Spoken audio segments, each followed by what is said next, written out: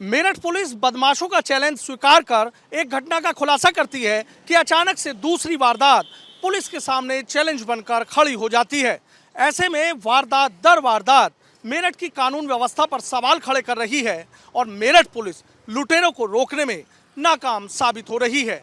अब ऐसे में सवाल उठ रहा है कि खाकी ऐसा क्या सख्त एक्शन लेगी जो मेरठ में बेखौफ होते बदमाशों में खौफ नजर आएगा और यहाँ की जनता बेखौफ हो जाएगी। मेरठ में अचानक से अपराध का गिराव बढ़ा है और पुलिस को लगातार जो अपराधी है वो चैलेंज कर रहे हैं। हालांकि कुछ घटनाओं का खुलासा हो चुका है और कुछ घटनाएं अभी भी पुलिस के सामने बड़ा सवाल खड़ा कर रही हैं। हमारे साथ हैं एसएसपी रोहित सिंह सजवान। सर, एक चीज जानना चाहूंगा कि सब कुछ शांत चल रहा था, लेकिन अचानक से क्या हुआ कि लूट की घटनाएं बढ़ गई हैं, कहीं अपहरण की बातें हो रही हैं, क्या हुआ था अचानक से? आपकी जो आंकड़े हैं बिल्कुल ही गलत हैं, तथ्य पर आधारित नहीं है। 2022 में कुल 90 लूट की घटनाएं हुई थी और 2021 में उससे अधिक घटनाएं हुई थी, यानी कि 7-10 साल में जो लूट की घटनाएं उसमें कमी आई है। साथ ही साथ आपका जहां तक कहना है कि घटनाएं हुई हैं, इसमें एक थाना मवाना में घटना हुई थी जिसमें एक प्रेमी के द्वारा, जो नाबालिग था, उसके द्वारा अपनी जो तथाकथित प्रेमिका या एक तरफा प्यार में एक युवती को गोली मारी गई थी। उस युवक को हमने हिरासत में लेके न्यायालय की अभिरक्षा में भेज दिया है, जो बाल सुधार गृह में चला गया है, प्रेक्षण गृह में चला गया है। इसके अलावा जो 2 लूट की घटनाएं पीछे हुई थी उसका खुलासा हो जाएगा। उसमें अभियुक्तों की पहचान हो चुकी है और जल्दी उसका खुलासा कर लिया जाएगा। अच्छा, जो बच्ची है किट्टू, उसका अपहरण हो गया, अभी तक पता नहीं लगा, घर के बाहर से ले गए हैं, देख रहे हैं पुलिस पूरी गंभीरता से, लेकिन अब तक पुलिस के हाथ खाली हैं। और उधर बुढ़ाना गेट पे भी जो लूट हुई और उसी के साथ एक लिसाड़ी गेट में भी एक अपहरण की बात निकलकर सामने आ रही है।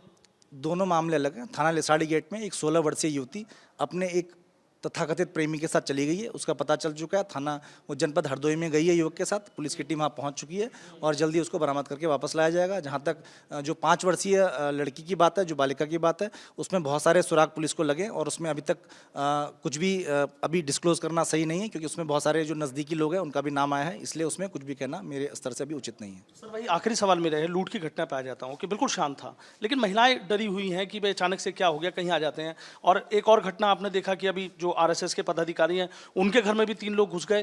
तो जो लूट की घटनाएं, जैसा कि मैंने आपको बताया, अगर आप साल दर साल में घटनाएं देखेंगे तो उसमें क्रमोत्तर घटोतरी हो रही है, न कि बढ़ोतरी हो रही है। इसलिए अगर आपको आंकड़े चाहिए मैं आपको आंकड़े उपलब्ध करा दूंगा। लगातार ही घटनाओं में कमी हो रही है। लेकिन बात मैं आपकी मान रहा हूँ कि कमी हो रही है, लेकिन सर फिर भी अचानक से चीज़ें शांत थी, तो क्या इसको चैलेंज को एक्सेप्ट कर रहे हैं? कुछ और प्लानिंग?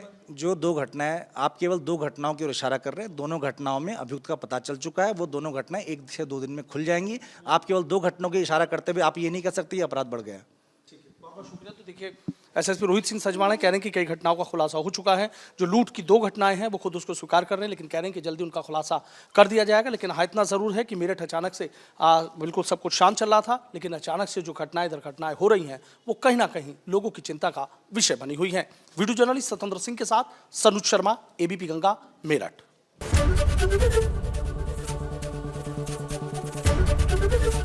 एबीपी गंगा, खबर आपकी, जुबान आपकी।